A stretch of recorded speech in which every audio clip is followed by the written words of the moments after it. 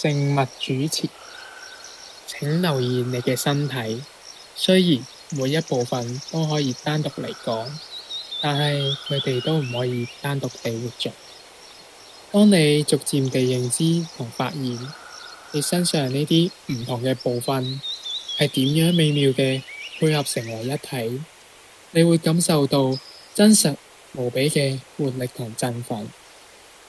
邊啲部分你曾經抵制過呢？邊啲部分曾經沉睡過呢？邊啲部分你曾經覺得難以駕馭或者被你忽略呢？邊啲部分你毫無保留完全嘅接受咗，卻將佢視為你唯一嘅部分呢？只要你留意，每一個人都會發現自己可能係獨一無二嘅，但係人與人之間都會有某啲相似。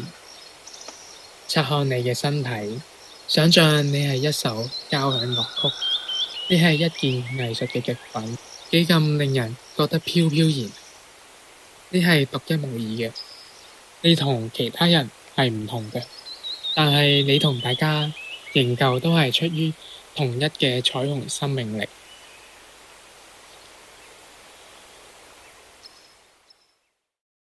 活在神嘅話語中。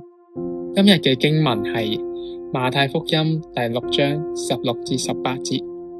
你們禁食的時候，不可像那些假冒為善的人，臉上帶着愁容，因為他們把臉弄得難看，故意叫人看出他們是禁食。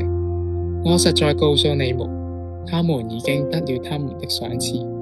你禁食的時候，要梳頭洗臉，不叫人看出你禁食來，只叫你暗中的父看見。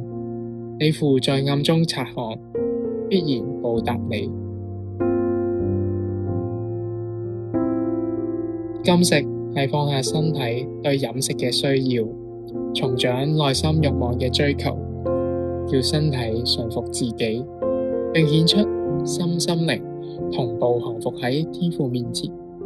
我哋喺禁食嘅時候，都可以將心中嘅願望呈獻到天父嘅面前，藉着多次嘅禱告，喺口中細嚼我哋嘅禱求，然後進入屬靈嘅腸胃之中消化。就好似女先知亞拿可以從感謝上帝中穿越時間同空間，看見嬰孩主耶穌將來必成就嘅事。假冒為善嘅禁食，內心沒有任何悔悟或者羞愧，就好似行屍走肉喺台上演戲嘅戲子，卸咗妝就恢復返原本嘅面貌，表情低落、憂鬱、步伐緩慢，只係虛偽嘅莊重，假冒嘅虔誠同謙卑。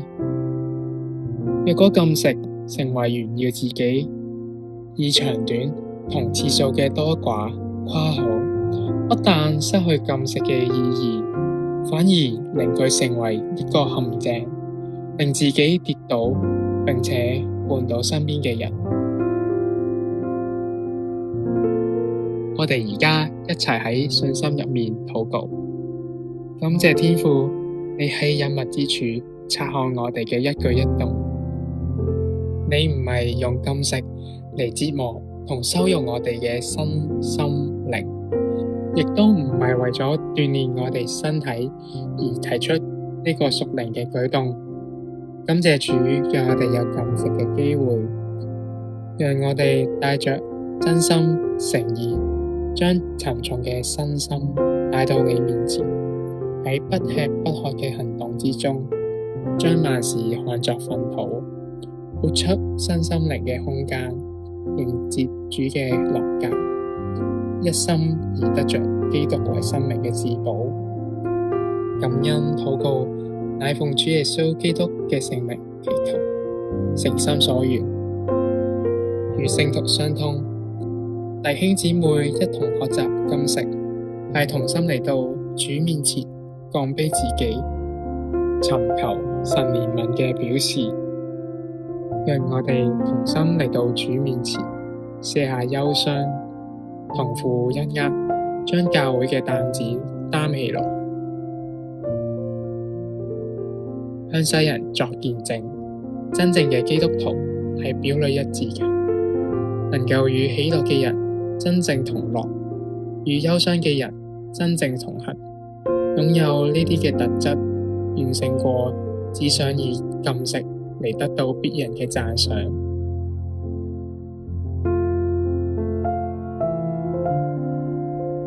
服侍他人，鍾意將禁食暴露喺人面前，係淺薄、幼稚、不長進嘅屬靈嬰孩行為。基督徒最大嘅錯誤就係只知活喺人面前，而不知活喺神面前更為重要。多實踐禁食，幫助我哋盡心了解禁食嘅果效同意義。呢個決定咗我哋能夠取用幾多嘅屬靈能力，為我哋嘅福杯添上更美嘅福油。而家邀請你獻上你嘅禱告啊！